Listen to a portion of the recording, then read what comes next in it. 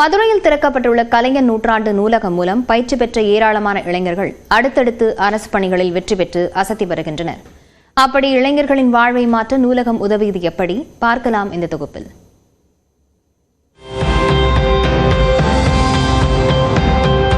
கல்விதான் ஒரு மனிதனை முன்னேற்றும் என்பதை நிரூபித்து வருகிறது. மதுரையில் கடந்த 2023ஆம் ஆண்டு 218 கோடி ரூபாய் மதிப்பில் கட்டி முடிக்கப்பட்டு திறக்கப்பட்ட கலைஞர் நூற்றாண்டு நூலகம். தென் தமிழ்நாட்டு மக்கள் பயன்படுத்தும் வகையில் கட்டப்பட்ட இந்த நூலகத்திற்கு 1.5 ஆண்டுகளில் 15 லட்சம் பேர் வருகை புரிந்துள்ளனர்.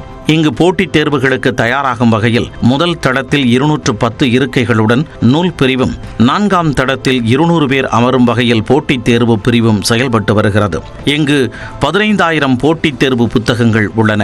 இதில் திரளான இளைஞர்கள் நாள்தோறும் பயின்று மத்திய மாநில போட்டித் தேர்வுகளில் வெற்றி பெற்றும் வருகின்றனர். TNPSC குரூப் 4 22 பேரும், SSC தேர்வில் 2 பேரும் போட்டித் தேர்வுகளில் வெற்றி பெற இந்த நூலகம் உதவியுள்ளது. மேலும் 16 கல்லூரி மாணவர்கள் VFX 3D டிசைன் தொழில்நுட்ப பயிற்சியும் பெற்று வருகின்றனர். இந்நிலையில் போட்டித் தேர்வுகளில் வெற்றி பெற்றவர்கள் உள்ளிட்ட 39 பேருக்கு பாராட்டு சான்றிதழ்களை மாவட்ட ஆட்சியர் சங்கீதா வழங்கினார். நம்மளுடைய கலைஞர் நூற்றாண்டு நூலகம் என்பது தென் தமிழகத்திற்கு ஒரு சிறந்த ஒரு வழிகாட்டியான ஒரு இடமாக அடுத்த தலைமுறையினருக்கு இது சிறப்பாக பயன்பெற்று வருகிறது. இந்த நூலகத்தில் படித்தால் நிச்சயம் வெற்றி பெறலாம் என்கிறார் குரூப் 4 தேர்வில் வென்று இந்து சமய அறநிலையத்துறையில் தட்டச்சராக பணியில் உள்ள பாலமுருகன். பினான்சியல் எய்ட் பண்ண முடியாத பேரண்ட்ஸுக்கும் சரி, இன்ஸ்டியூட் சேர்ந்து படிக்க முடியாத ஸ்டூடெண்ட்ஸுக்கும் சரி, புக்ஸ் வாங்க முடியாத ஸ்டூடெண்ட்ஸ் சரி, அவங்க எல்லாத்துக்கும் உதவுற வகையில் இந்த லைப்ரரி கண்டிப்பா இருக்கு. ஓராண்டாக இந்த நூலகத்தில் படித்து மத்திய போட்டித் தேர்வான SSCயில் வெற்றி பெற முடிந்ததாக கூறுகிறார் கோகிலா. லைப்ரரி நீங்க டெய்லி ஒரு கோயில் மாதிரி தான். டெய்லி நீங்க காலைல வந்துட்டு படிச்சுட்டு நெக்ஸ்ட் நீங்க மறுபடியும் சாயந்தரம் போனீங்கன்னா கோயில் கடவுள் எப்படி நமக்கு வேணும்ன்றத கொடுப்பாரோ அது மாதிரி நீங்க லைப்ரரியில டெய்லி படிச்சுட்டு போனாலே போதும், உங்களுக்கு கண்டிப்பா சக்சஸ் வரும்.